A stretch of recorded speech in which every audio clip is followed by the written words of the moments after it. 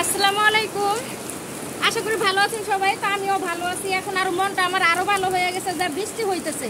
দেখেন কি সুন্দর বৃষ্টি হইতেছে। আর আমার মুরগি দেখেন খাঁচার ভিতরে কিভাবে ওই যে শরীর চুলকাইতেছে। আমার খুবই ভালো লাগতেছে। দেখেন আমার মুরগিটা বৃষ্টিতে ভিজতে চায় না, কিন্তু আমার কিন্তু ভিজতে ইচ্ছে করতেছে। বৃষ্টি আমার প্রিয় একটা জিনিস। তো খুবই ভালো লাগে বৃষ্টিতে ভিজতে। তো আপনাদের কি ভালো লাগে কিনা কমেন্টে অবশ্যই বলবেন যে বৃষ্টিতে ভিজতে কেমন ভালো লাগে। প্রিয় ভাই ও বোনেরা, আমার কিন্তু খুবই ভালো লাগে, খুবই খুবই মিস করতেছি আমি বৃষ্টিটারে। তো আমার এখানে দেখেন আরেকটা বেবি আইসা পড়ছে। এই যে দেখেন ছোট মুরগি আমার বাবুর সাথে তাহামিদের সাথে। তো বৃষ্টি দেখে ভয়েতে ঘরে ঢুকছে। আর খুশির খবর, আজকে আমার মুরগি ডিম দিছে। আলহামদুলিল্লাহ, আমার মুরগি ডিম দিছে, আজকে প্রথম ডিম দিছে। এখন ওইখানে বসে রয়েছে, ওই যে দেখেন। তো চেষ্টায় আছি যে মুরগিটা বসাই দিব। ডিম খাওয়ার চিন্তা ভাবনা নাই। আমার ভাইয়া মুরগিটা দিছে, যে ভাইয়ের কথা আপনাদের আগের ভিডিওতে বলছি যে আমার হারানো ভাই, আমার হারানো ভাই ওই মুরগিটা দিছে পালার জন্য। তো আপনাদেরকে কি বলে বুঝাবো আমি যে আমার এত ভালো লাগতেছে, আমি আনন্দে আপনাদের সাথে কথাই বলতে মন চাইতেছে আমি ভিজি এখন।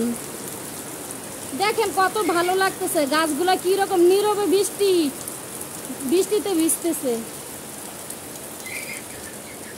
তো আমি কিন্তু ভিজতাম অনেক আগে, কিন্তু ভিজতে পারতেছি না রান্নার জন্য। দেখেন আমি রান্না বসাইছি। আমি জোরে জোরে কথা বলতেছি, বৃষ্টি তো এই জন্য কথা বোঝা যাবে না, এই জন্য জোরে বলতেছি যে আপনারা যেন বুঝতে পারেন। তো আজকে রান্না করতেছি হলো পুঁই শাক। আমাদের একজন মেহমান আসছে দেশের থেকে।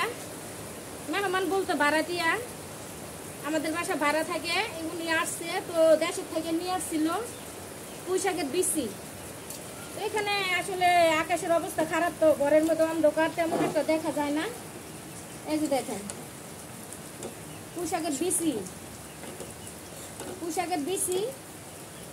আর এখানে রেডি করছি আপনার মাটির নিচে যে আলু, এইটাও ওনারা দিচ্ছে, দেশের থেকে নিয়ে আসছে, ওনারা দিচ্ছে।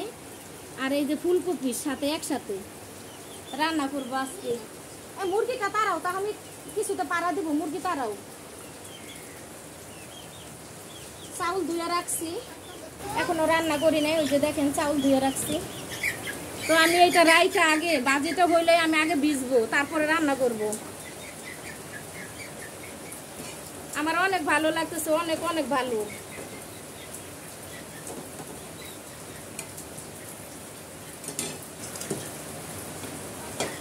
আমি কি করবো এখন, রান্না রাইখে কিভাবে ভিজবো। তো আপনারা অবশ্যই কমেন্টে বলবেন কোন ভাই বোন কারা আপনারা বৃষ্টিতে ভিজতে পছন্দ করেন, এবং এত সুন্দর একটা বৃষ্টি কে কে উপভোগ করতেছেন আমার মতো। আসলে বৃষ্টি এমন একটা জিনিস যেটা না হইলে ভালোই লাগে না। বাবা তুমি ভিজছো না, তুমি না অসুস্থ এমনিতে, বাবা ভিজছো না তুমি। তো মজার ব্যাপার, বিল্ডিং ঘরে তেমন একটা মজা হয় না, মজা হয়েছে টিনের ঘরে। যেমন আমার বাড়িতে টিনের ঘরে থাকি আমি। তো রিমঝিম বৃষ্টি খুব ভালো লাগে, বিশেষ করে রাত্রের বৃষ্টি খুব মজা হয়, প্রচুর ঘুম হয়। তো আমি ছোটবেলা থেকেই বৃষ্টি খুব পছন্দ করি। আগে আমাদের গ্রামটা খুব সুন্দর ছিল। আসলে ছোটবেলার যে একটা দৃশ্য মনে হয় যে আবার ছোট হয়ে যায়, এটা তো কখনোই সম্ভব না। তারপরও খুব ভালো লাগে, ছোটবেলার কথা মিস করি যখন।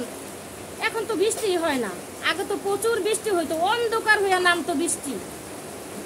খুব মজা পাইতাম বৃষ্টিতে ভিজলে, কিন্তু এখন ভিজতে পারি না। এখন ভিজলে অসুস্থ হয়ে যাই, এখন ভিজতে পারি না, ঠান্ডা জ্বর হয়, হেঁচু দেই, এরকম হয়। তো আমাদের গ্রামের যে আঁকা বাঁকা রাস্তাগুলো ছিল, এখন আর ওগুলো নাই। এখন ডিজিটাল রাস্তা হয়ে গেছে, পাকা রাস্তা।